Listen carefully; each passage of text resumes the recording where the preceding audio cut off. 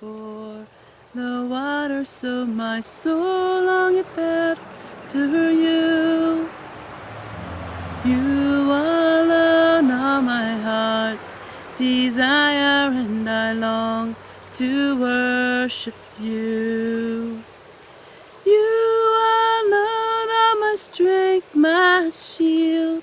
To you alone will my spirit yield. You alone are my heart's desire, and I long to worship you. I packed up my bags and said, let's just go. Let's just go and have fun. And I could spend hours here at the creek. It's something about hearing the water running. It's so soothing to your soul. And I hope you enjoyed these videos of my week. And I hope you felt like you were here with me and my grandchildren and my children. My whole family unit is here. And that's great to be able to be together. A world where people speak elegantly.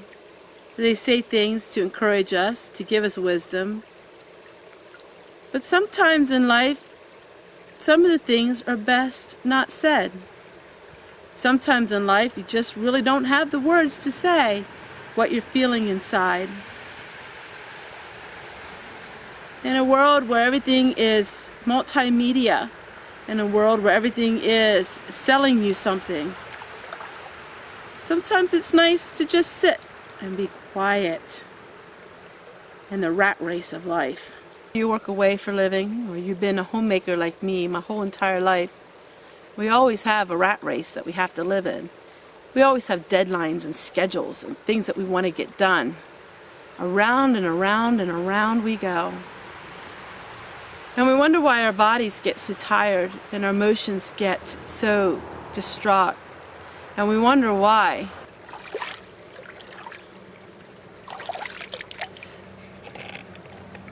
Our bodies aren't made to always be working. Yes, it's good to work.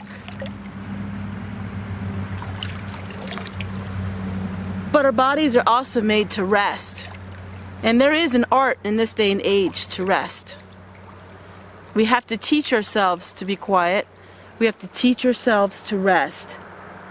And teach ourselves to just slow the pace of life.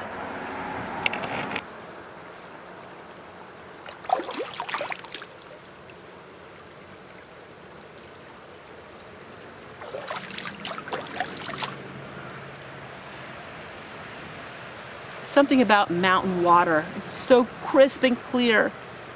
And some of you have never been to the mountains. Some of you don't know what it's like to have quietness. As the deer panteth for the water, so my soul longeth after you. You alone are my heart's desire, and I long to worship you. You alone are my strength, my shield. To you alone will my spirit yield. You alone are my heart's desire, and I long to worship you. Come home, back to the reality of it all. Beds need made. Dishes need washed, floors need swept. You know, it's just the everyday thing about living. It's finding purpose in the ordinary things in life. That's really the message of my whole channel, is finding purpose in the everyday things of life. Like making the beds.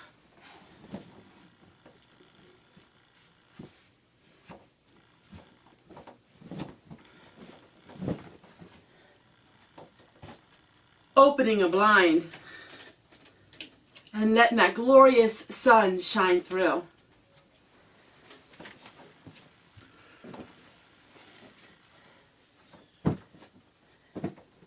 Vacations are fun, but eventually you gotta go back home and you gotta start with the daily grind of living. But can you take ordinary, can you really make it extraordinary? I mean, it sounds like a beautiful cliche. Ordinary, extraordinary. Can you really do it? Does it make for a great video only? Or is there something about the ordinary life that is extraordinary? This is how I see it. We all have one thing in common. We all have one life. Whether you're rich, whether you're poor, we all have one life to live. How are you going to live your life? Your sister, your brother, your husband, your wife can't live it for you. It's up to you to decide how your life is going to be. Most of us live ordinary lives. There's nothing too extraordinary about us. You know, we get up every morning. Basically, all humans do the same thing every day. That's how we are. We are creatures of habit, and so we do pretty much the same thing every single day of our lives.